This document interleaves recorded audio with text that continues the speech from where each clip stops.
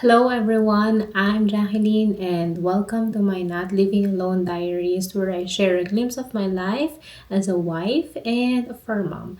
But for today's video, as you can see, I am going to share the books that I have read for the month of July and the books that I will be reading for the month of August. So this is a mix of both of them. I did not finish all these books. However, I did finish 14 books, but one of them is an audiobook. So I decided to show the covers of the books that I have read on a tablet because I think seven of them, seven, five, I can't remember how many. I have already returned to the library in exchange for new ones. So I don't have a physical copy of them anymore. That's why.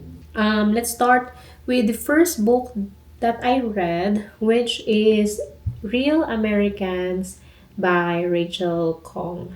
This is a literary fiction with a touch of magic realism. The book is about a three generation of Chinese American family. It's divided into three chapters. The first one is about Lily, the second generation. The second chapter is about Nick, who is the third generation. And the last chapter is about May, who is the first generation. So all three of them possess the magic, which is they can stop time and expand it, if that makes sense. So they can stop time, but they are still able to like move and do stuff. And it's kind of not funny, but I guess it's realistic that Nick in his chapter used it to catch up with his studies in college. I would say this is kind of like a modern take to Asian slash war trauma. May in her chapter, will be telling Nick, her grandson, how she came to America and her life in China, or when she was a kid up until she got into college. I would also say that May's chapter, the last chapter, is the most um, interesting one because of how colorful it is. And I am a little sad that I describe it like that, colorful, because it has like story, it has like soul and spirit. And that is because she came from a time during or before Mao Zedong's time. She met people there that helped her become more like a progressive thinker. She was already a progressive thinker, so her dad, her brothers don't think that she will like amount to anything. They think that she just has to stay home and then like cook, serve the men in the family. Her father and her brothers like started respecting her because she was able to go to college. In her college also she will meet two people, one that she will fall in love with and then the other who will help her escape China. May was subjected to like punishment where they dragged her into the campus like square or into the campus. She was beat up. She wanted to continue studying, but again, she was not safe there anymore. The second book that I read is Alchemist by Paulo Coelho. It wasn't a physical book. I borrowed it from, of course, a library in through Libby. I think most of you are already familiar with the story of Santiago, who went on a journey to look for his like personal legend that came to him through his dream. I don't know how to feel about this book because I do feel like it is encouraging, especially if you are in like a good time of your life, or like in a good state of mind in your time, yes, it is encouraging. It tells you to not stop even though you're like struggling or it's becoming hard to achieve your goal. That is really good. But at the same time, I guess it's a me problem. Like right now, I'm not sure like what I want to do or what I want to be. So for me, it was like kind of hard to read, because in some part of the book it will tell you that some people, or they stop like following their dream, and that is kind of like their fault or something like that. The thing is, Santiago, it wasn't even like his dream. The dream came to him. He did not like conjure it. His dream was to travel. And I guess this dream where he has to look for his treasure is kind of like aligned with his dream to travel. But did he want to find like a physical, literal treasure? I am not sure. Another thing that I am not, or I did not like about the book or the story was that, okay, so the book is telling you to like follow, or like go on a journey and follow your dream, try to do your best so that you will be able to reach your dream, right? Or like your goal in life. But at the end of the book, and I hope, and I'm sorry if I'm going to spoil the book to you. At the end of the book, Santiago was able to reach where his treasure is, or where he thought his treasure is, and he was digging, and then a band of thieves saw him, found him, and he was beaten up, and then asking him like, what are you doing here? And then he told him, oh, because I dreamt about this treasure and I am looking for it, but I can't find it yet. And they laugh at him. It's like, there is no treasure here or something, blah blah blah blah.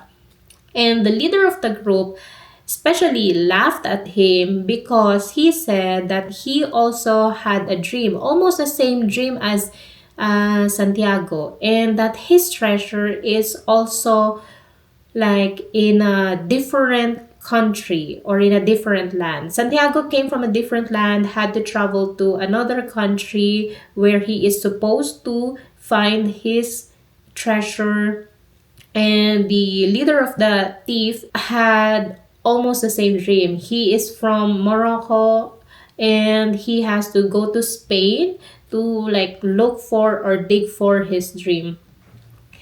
But he did not follow his dream. He did not believe his dream. And I was thinking is, if that thief leader went and follow his dream and look for his treasure, which is also Santiago's treasure, then will Santiago have a goal, a dream of his own? So it's like there's only one goal, there's only one treasure, and there's two of them who are fighting for it. And one is just, I guess that is the story. But that one has to fail and then one has to succeed. But at the same time, it's ironic, because like it's that the book is telling you to like go and chase your dream, your goal. But at the same time, because of like this example, it's kind of telling you like sometimes you cannot achieve your goal, you cannot achieve your dream, and then someone else will come and then like not take away, because of course they worked hard for it too, but like some are really just like doomed to fail. I guess that is what I was trying to say, that some are just doomed to fail so that the other person will be able to achieve theirs. So that's kind of messed up. The ending was kind of funny, because like what the heck, what the heck. But at the same time, it's sad, because like it's confusing if that is the message of the story. Next is the Heaven and Earth grocery store. Now this is the first 5-star read in my pile. I really love this story. Although I will admit that it is hard to read at first because there are like these long-winded sentences, which I think the author's goal is to like build the characters' relationship, build their world, like and put that all in the beginning. Also, there are a lot of characters that can be, well, it wasn't really confusing, but there are a lot of characters that I think were important because even though there are like most of them are like the side characters, they had a very like important role in the story. They are not just like side character. All of them are, they have roles, they have like importance. It's not just like, oh, it was this person's friend and then that's it. They have like relationship, they are all interconnected. But I would say the main characters are these two couples. One is a Jewish couple, Chona, the female, Mosh, who is her husband, and a black couple, Nate, who works for Mosh, and Adi, who ended up working for Chona in the grocery store. So she was hired because Chona got sick. Oh, I think even before she got sick, because Chona has polio. And because it's making her hard to like walk, she needed help with running the grocery. And so she asked Mosh, her husband, if they can hire Nate's wife, Addie. And Addie had a sister who has a son. And if you notice, I said had because Addie's sister died, which I think is from a gas stove explosion, but not like immediately.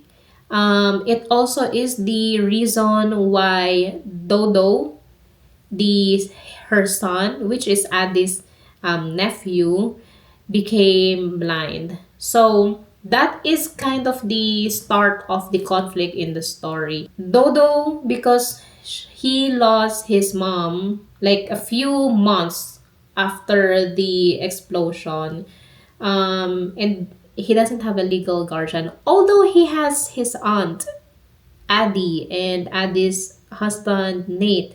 So I think legally he has, but this is during the 1920s. I think I should have mentioned that in the beginning. This is during the 1920s. Dodo is now an orphan, and the state wanted to take him, saying that they will send him to a school, but in reality, they are just going to send him to an institution, which is, let me Google it again. Oh, Penhurst. Penhurst in Pennsylvania or Philadelphia. But in reality, they are going to send Dodo into Penhurst, which is a mental institution, which he doesn't belong to. Oh, sorry. Dodo is not blind. He is deaf. He is deaf, and because he is deaf, the state thought that he is like an incapable person, so they are going to put him there instead of like a place that will help him more. So what Nate did and asked was for Mosh to like at first is if Dodo can stay in the basement of the theater, which Mosh owned. Mosh agreed, but he said that he's going to ask Chona first. And Chona, because Chona has they are incapable of having a child, and she is like very close with children.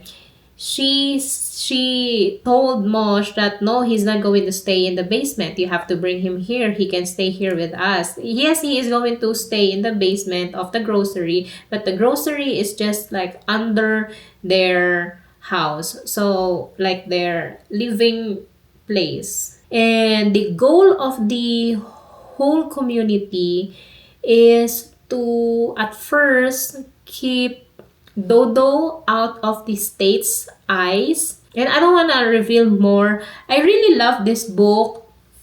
I did not, I cried because of one quote there, but this is more of like when, okay, I will, this is a little bit of a spoiler. So Chona end up passing away. Of course, the author, the narrator, is like narrating how it feels now for Mosh to like live without Chona. And this is one of like a way to describe that. And just like that, and the absence of her meant 1,000 tomorrows empty of whatever promise they once held. And I thought that was like a really, I thought it was a sad a sad statement because yeah, this is a 5 star for me. I would really recommend it. Also, another good thing about this is that this book is kind of inspired by one of the author's friends, because when the author was in like during his teens year, maybe he was in college or teenager. I forgot. It was in the like at the acknowledgement part or like the dedication part. He worked in an institution, a mental health institution that is like working with children who are deaf, I think, or children who has disabilities.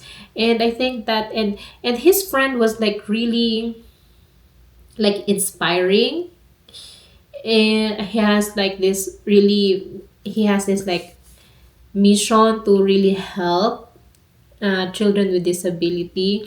And I think that is what inspired I guess all the characters, but like in different characters, in different personas. So yeah, next book that I wanted to show you is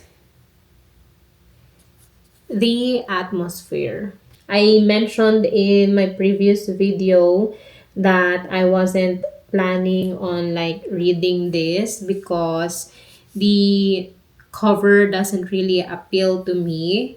But when I saw that it is a love story and not just sci-fi, not just sci-fi, it's hard for me to read sci-fi. Anyways, that I found out that it is a love story. I thought that okay, maybe it's easier for me to read. Not I'm also of course I'm also looking for challenging books, but I guess sci-fi is the most challenging one for me. I ended up not liking it. I am like happy when they mentioned Sally Ride.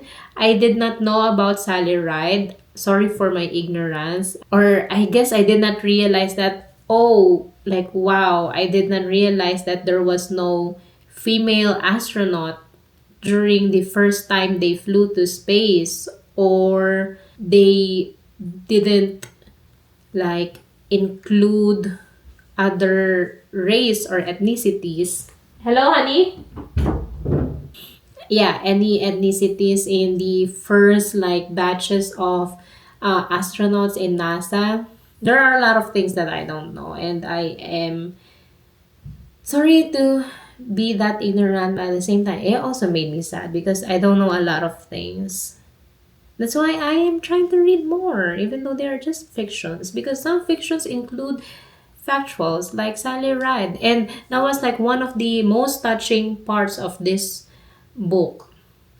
And thank you for including that here, so that I am also like informed about that. But anyways, it was like I'm already like 200 deep into the book. I was a bit like like asking like okay, when where is the story like taking me to. But But I have to say that the ending also really made me cry, like literally, physically made me cry, like tears and snot. Because like I did not expect that. I did not expect that at all. The next book that I read is The Secret Life of Bees by Sumong Kid.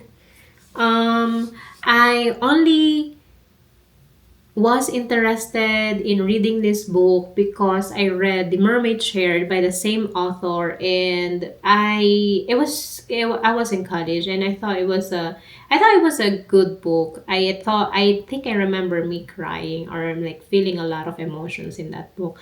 I actually don't remember a lot from that book aside from it's like about, anyways, that is not the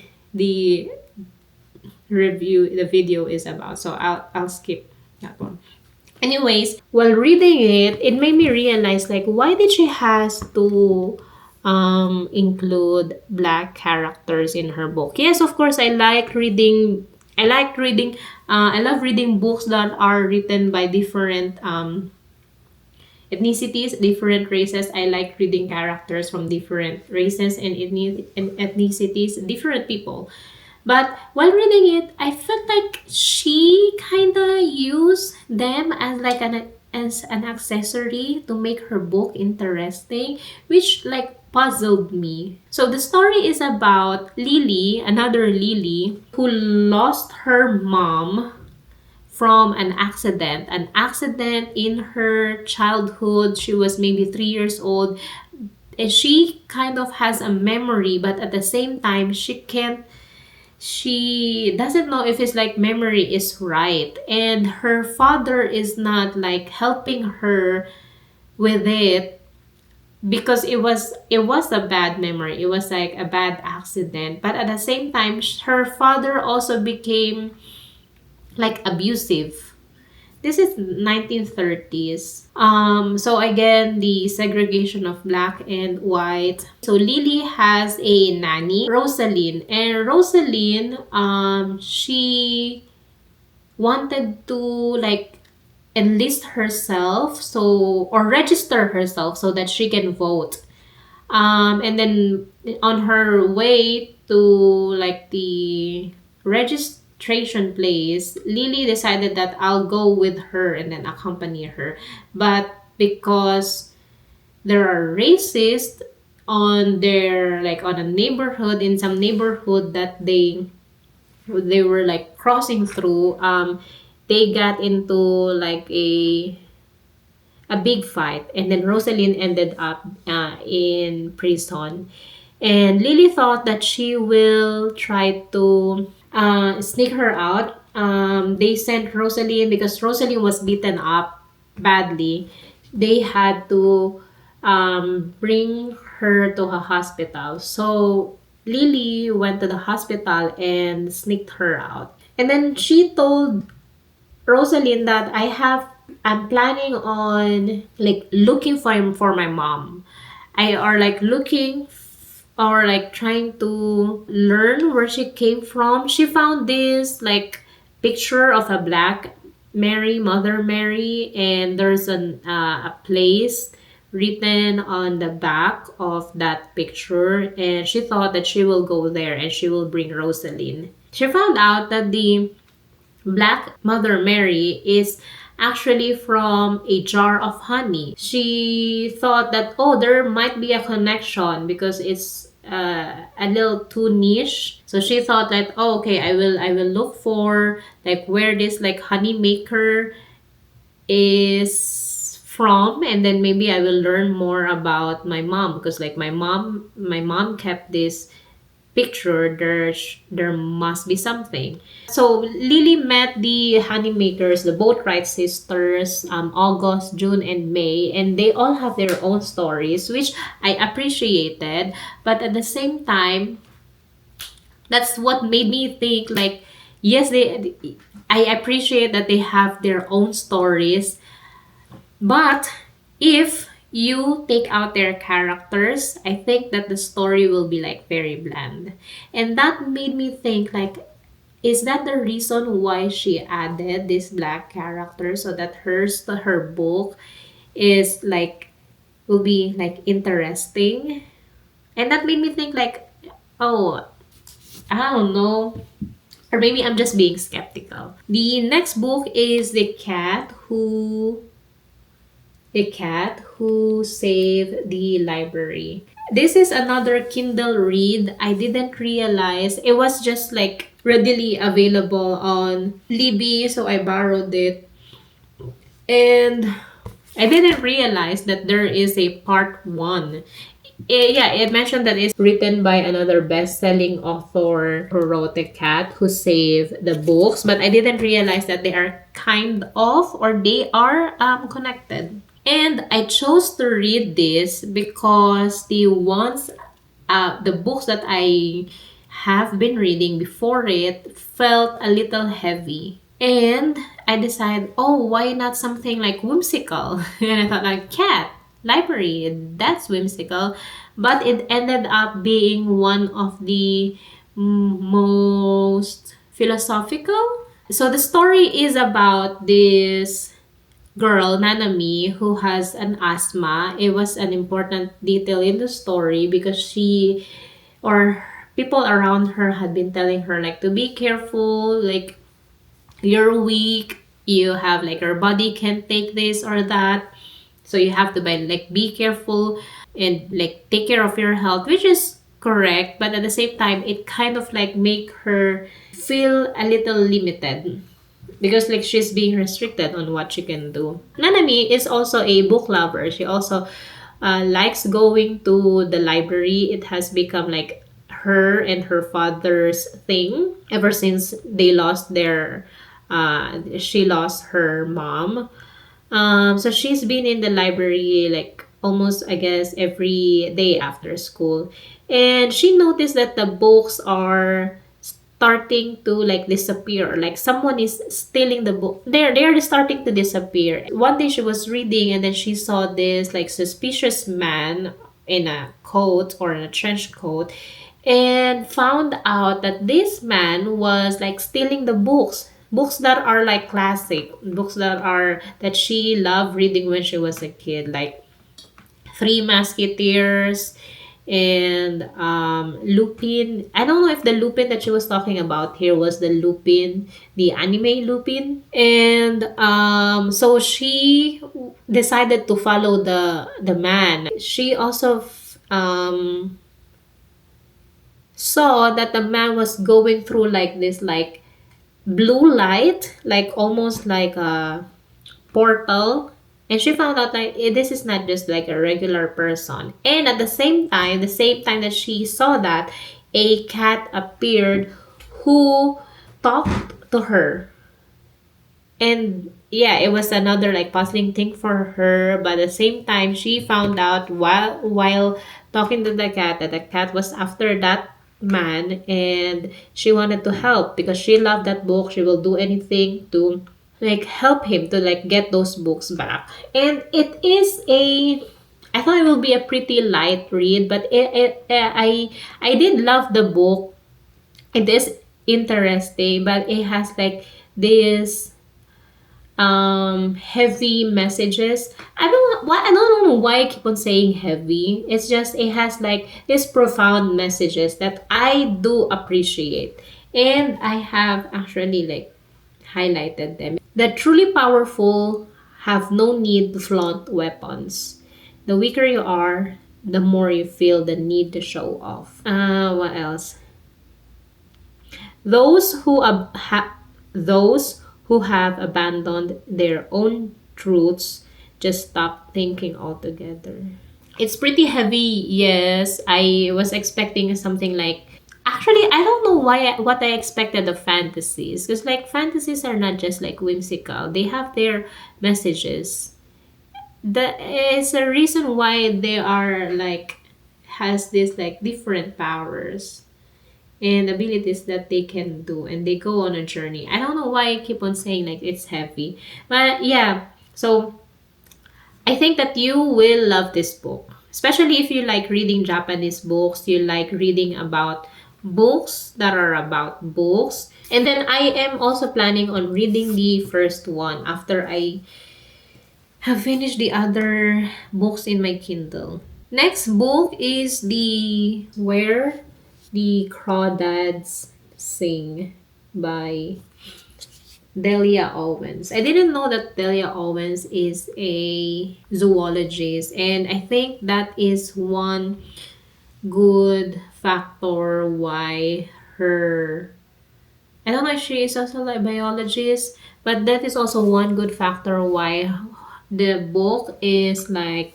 fully like well informed about the marshes and the animals and like what kind of birds are these feathers from.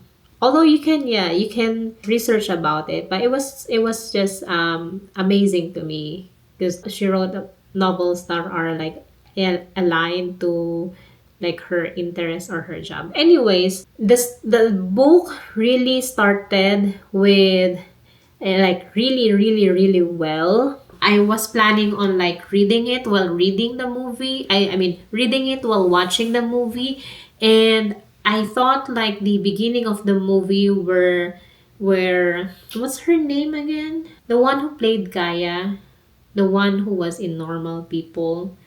Um she was like doing a voiceover, which is the beginning or like the prologue of the book, and I thought that was like a good like addition. Anyway, so it is about Kaya. Her mom, their mom left them when she was like 6 years old, 6 years old, because her mom got already like tired of like being abused by her father. And then like months after or like years later, her siblings also started leaving their home because they can't stand their father. And so she was left to fend for herself. She's only 6 years old. And she is, as a kid, naive that thinking that her mom will come back, her dad will be like, her dad will also come back. Her dad is just there, but sometimes her dad like leaves or whatever. And because she is like afraid to be by herself, because of course she is just a kid, she is scared of her by being by herself. She like wishes that her hopes that her dad will also like come back. Her dad does come back like every other few days. And that I it's also wrong to say that I like that part, because like it's like how the abandonment was like told, the story of abandonment was told. But I thought like the writing for that part was really good, because you can feel it, you can feel for her. I really like feel sad for her. I thought it was like a very effective writing. It was good up until to where she met Tate. Tate actually is her brother, like her older brother's friend, the older brother that's like near to her age. That is the one who is friends with Tate. She also did not go to school, decided not to go to school. And Tate taught her how to read, how to write, how to understand poems. And then later on, which is an important detail, is that she started like memorizing poems or like writing poems. So that, and then Tate left for college. They like grew up together now. So like Tate has become like her only person because her dad also decided to leave her. So she's just by herself. And then at first she was like hesitant on like making like connections, relationship, friendships, because she is traumatized by being abandoned. And then they grew up together, and now it was like time for Tate is a little older than her. Tate is now going to college, and they are now like boyfriend girlfriend, and Tate is now going to college. But unfortunately, Tate left her as well, and that made Kaya angry. And when Tate left her, she met a guy who is like a famous quarterback at the town, the most famous, like, promising quarterback in his like high school times, which is like a funny addition to the book. So I think the author Delia like added it because it's such a thing, like some high school quarterbacks who did not like do anything after high school say. Anyways, and then she met up. So she not met up. She met Chase, who she met also when she was a kid, because like Chase was like trying to run her over with his bike. Chase was kind of interested with her because everybody in town know her or like labeled her as like Marsh girl, the Marsh girl who is like maybe like a hideous girl living in Marsh. And like, what does she look like? Maybe she looks like a monster. Maybe she looks ugly or this and that, blah, blah, blah, blah. So like Chase was kind of interested with her, but not in a good way. And then one day, Chase was like found dead near or like under a fire tower. And so the police, the station, what do you call this? Like the police force is investigating it. They thought at first it was an accident, and they have like ruled out or like decided that it might be it is a murder. I tried watching also the movie. I like the start of the movie. The movie starts with like kind of the ending of the book and then like going backwards. In the book, an old like lawyer attorney decided to work for Kaya because Kaya is one of the suspects, or became the suspect, because no one liked Kaya. Again, she was like the marsh girl, the odd girl, the weird girl, something. So like it's easy for the town to like accuse her of like murder because they didn't like her. Shay's parents didn't like her. So she was like the primary suspect.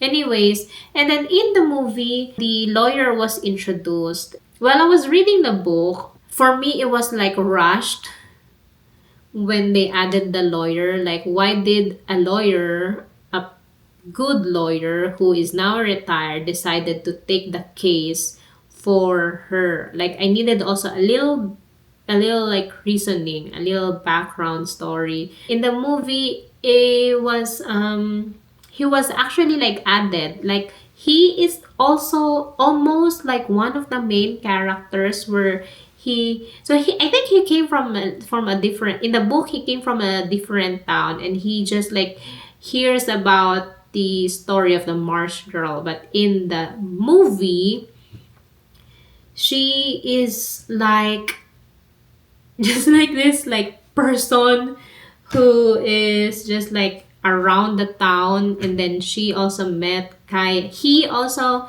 not met, like tried to meet up with Kaya, but like he knows who Kaya is. He is like generally a kind person. It was like trying to be like kind to her, kind to like children, you know. And he also, like when the murder investigation was going on, he hears like this like gossip rumors, and so that made him decide to be Kaya's attorney, which I think was a good addition in the movie.